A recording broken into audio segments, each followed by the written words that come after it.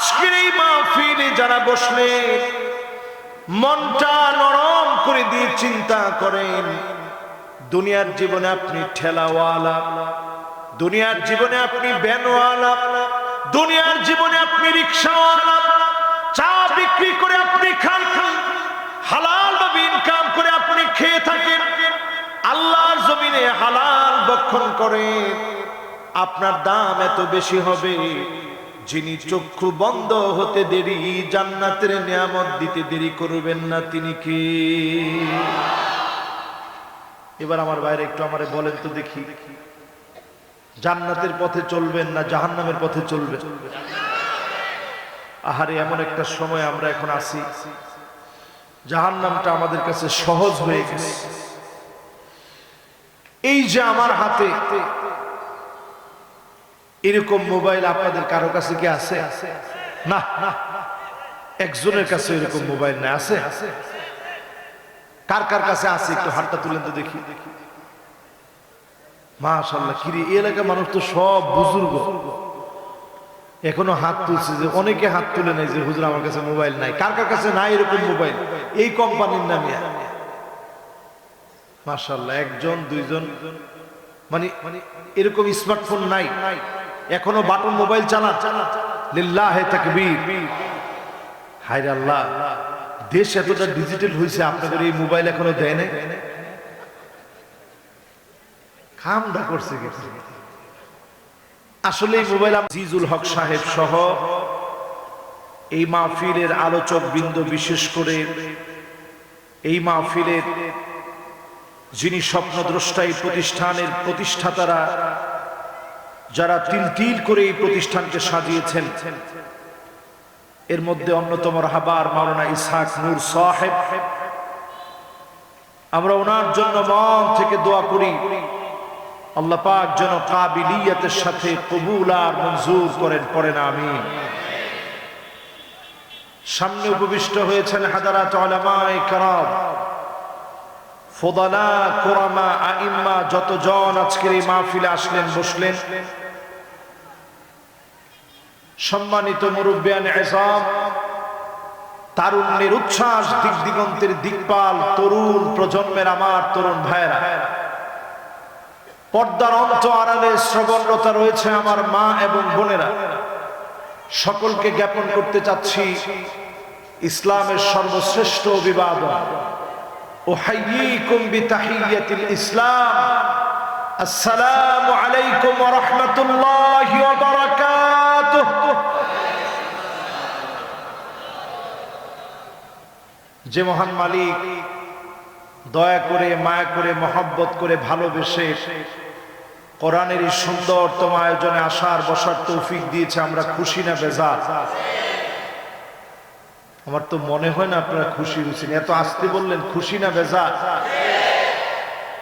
যারা মন থেকে খুশি হতে পেরেছি, মালিকের আলিশান দরবারে মহব্বতের আওয়াজ প্রাণ দীপ্ত কণ্ঠে প্রকাশ করি, পড়ি কালিমাতুশ শুকর আলহামদুলিল্লাহ।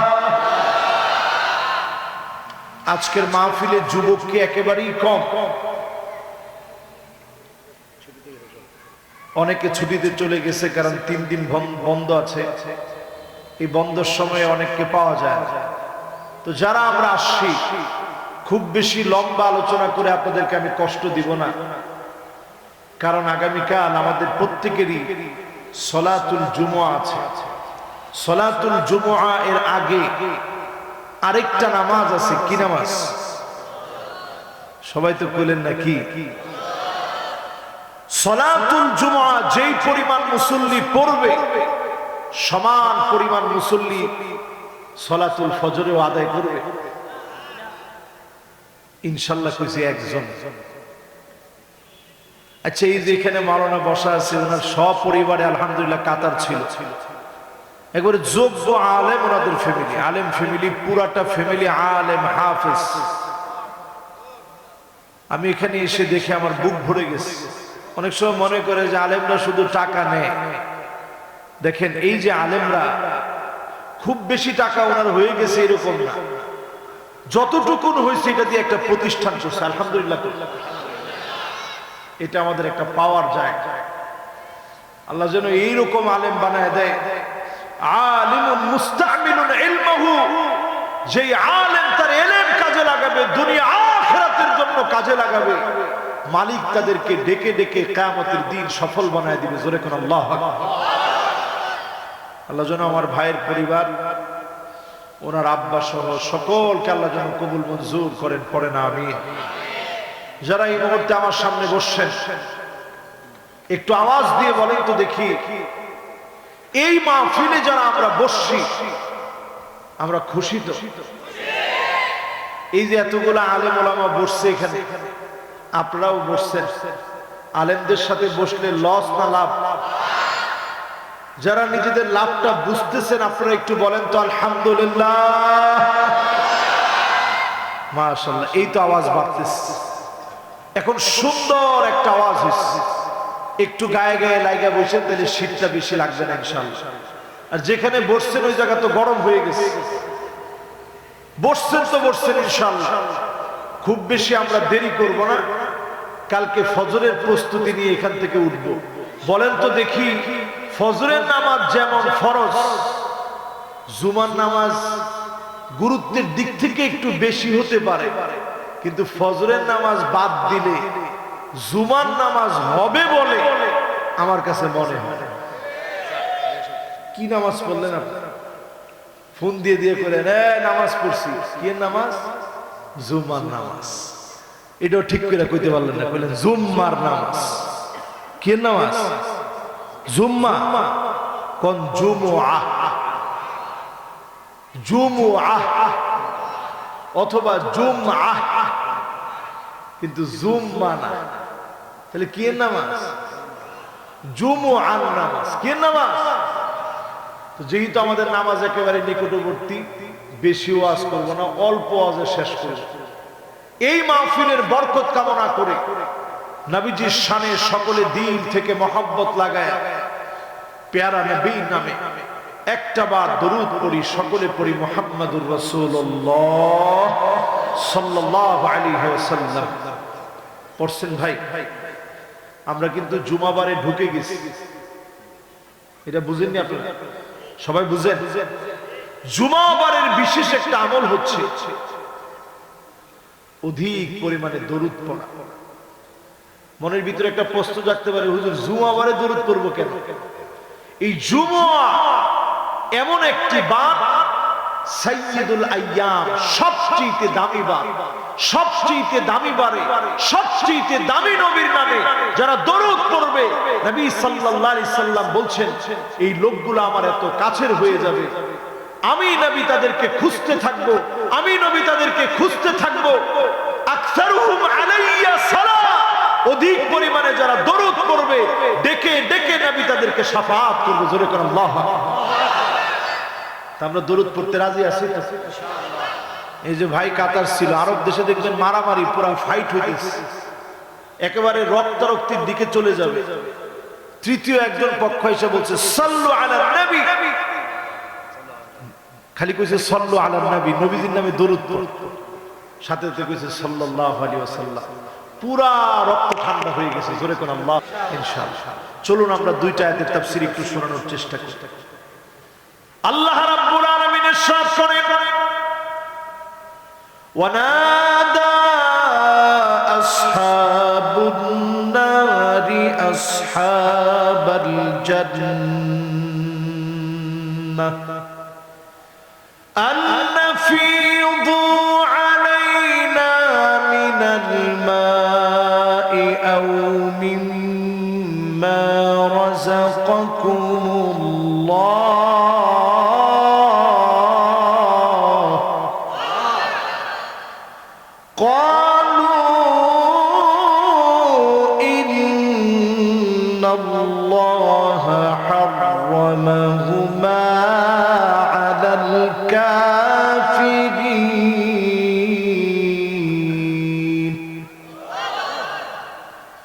সেদিন জাহান্নামীরা ডেকে বলবে, ও জান্নাতীরা, আমাদের দিকে একটু নিয়ামত দাও না। জাহান্নামটা ভরা থাকবে আগুন, আর আগুন দিয়ে সাধারণ দুনিয়ার আগুনের মতো আগুন না। আগুনকে জ্বালাইতে জ্বালাইতে 1000 বছর জ্বালানোর পরে লাল আগুন তার কালার পরিবর্তন করে ফেলেছে, নীল হয়ে গেছে।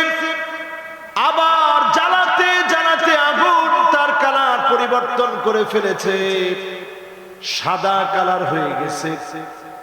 আবার 1000 বছর জ্বালাতে জ্বালাতে আগুন এমন কালো অন্ধকার হয়ে গেছে, ওই অন্ধকার আচ্ছন্ন জাহান্নামের আগুনের ভিতরে ফেলে দেবে।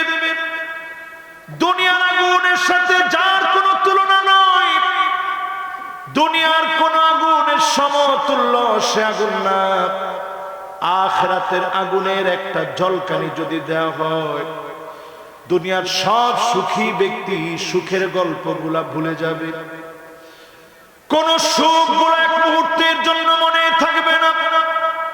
তিরমিজির বর্ণনা এসেছে, দুনিয়ার সবচেয়ে সুখী ব্যক্তি, টাকাওয়ালা ব্যক্তিকে আল্লাহ সেদিন ডেকে আনবেন। ঈমান আনে নাই, বেঈমান ছিল, তাকে ডেকে আনবেন। আল্লাহ বলবে, ফেরেশতারা রে, ইগমিসুহু গামসাতাম মিনান নার,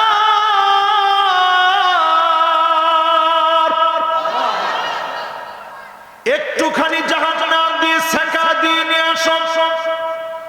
দুনিয়ার সবচেয়ে বড় টাকাওয়ালা, সবচেয়ে বড় পয়সাওয়ালা, সবচেয়ে ফেমাস ব্যক্তি ঈমান আনে নাই, তাকে জাহান্নাম দিয়ে সেকা দিতে নিয়ে যাওয়া হবে।